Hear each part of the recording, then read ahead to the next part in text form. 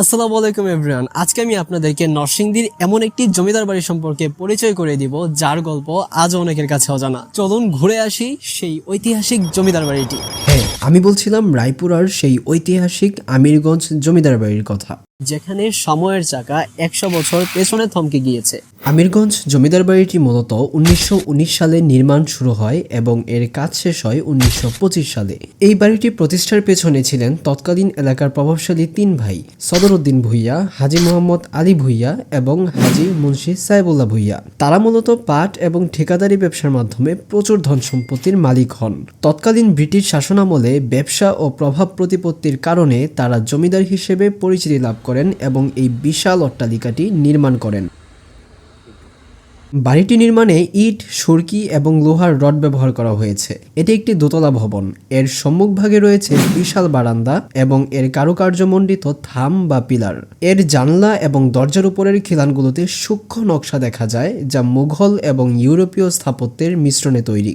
মূল ভবনের সামনে একটি বড় উঠান রয়েছে, যা একসময় নানা আচার অনুষ্ঠান ও বিচার কার্যে ব্যবহৃত হতো। জমিদার বাড়ির উঠানে এখনও টিকে আছে এই প্রাচীন পাতকুয়াটি, যদিও সময়ের সাথে সাথে এর রূপ বদলেছে।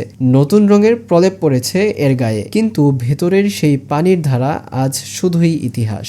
একসময়ের জীবনদায়ী এই উৎসটি এখন পানিশূন্য আর আবর্জনায় ভরা। জমিদার বাড়ির অনেক সুন্দর সুন্দর স্থাপনা তো আপনাদেরকে দেখালাম, কিন্তু এর পেছনে এমন একটি জিনিস আছে যে জিনিস নিয়ে অনেকেই সচরাচর কথা বলে না। এই যে ছোট একটি ঘর দেখতে পাচ্ছেন, এই ঘরটা আসলে দেখে মনে হচ্ছে এটা একটা ধ্বংসাবশেষ বা পরিত্যক্ত, কিন্তু জমিদার আমলে এর গুরুত্বটা ছিল অনেক বেশি। তো চলুন ভেতর থেকে দেখাই আসলে এই জিনিসটা কি। আসলে তৎকালীন সময়ে মূল প্রাসাদের পবিত্রতা এবং পরিচ্ছন্নতা বজায় রাখার জন্য শৌচাগার বা স্নানাগারগুলো মূল ভবন থেকে কিছুটা দূরত্বে তৈরি করা হতো। এই স্থাপত্যটি ছিল মূলত আমিরগঞ্জ জমিদারদের সেই ব্যক্তিগত স্নানাগার বা টয়লেট কমপ্লেক্স। মজার ব্যাপার হলো, স্রেফ একটি ব্যবহারের জায়গা হওয়া সত্ত্বেও এর নির্মাণশৈলী দেখুন। নিখুঁত চুনসুরকির গাঁথুনি আর উপরের এই সুন্দর খিলান করা নকশাগুলো প্রমাণ করে যে সে আমলের মানুষেরা সাধারণ জিনিসকেও কতটা শৈল্পিকভাবে উপস্থাপন করতেন। আজ হয়তো এখানে লতাপাতা বা আগাছা জমে আছে, কিন্তু একটা সময় ছিল যখন আসলে এই জায়গাটাও ছিল অনেক গোছানো একটা জায়গা, অনেক সুন্দর একটা জায়গা।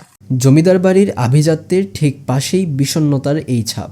একসময়ের মজবুত এই কাঠামোটি আজ শেওলা আর আগাছার দখলে। এই দেয়ালগুলো যেন কালের সাক্ষী হয়ে দাঁড়িয়ে আছে। জৌলুস ফুরিয়ে গেলেও আমিরগঞ্জের এই ধ্বংসাবশেষগুলোর প্রতিটি ইটে আজও মিশে আছে শত বছরের পুরনো কোনো দীর্ঘশ্বাস।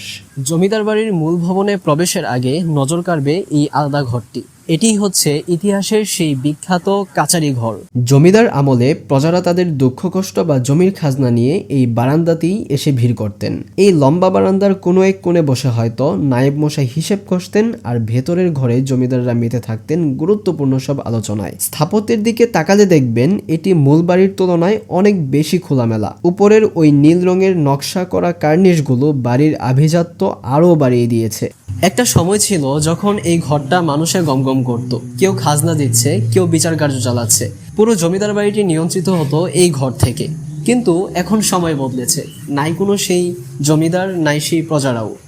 পরে আছে শুধু তাদের রেখে যাওয়া এই নিস্তব্ধ ঘরটি। মজার ব্যাপার হলো, বাড়ির বাইরের লোকজনের সাথে সামাজিক যোগাযোগ রক্ষা করার জন্যই কাচারি ঘরগুলোকে মূল বাড়ি থেকে একটু দূরত্বে রাখা হতো।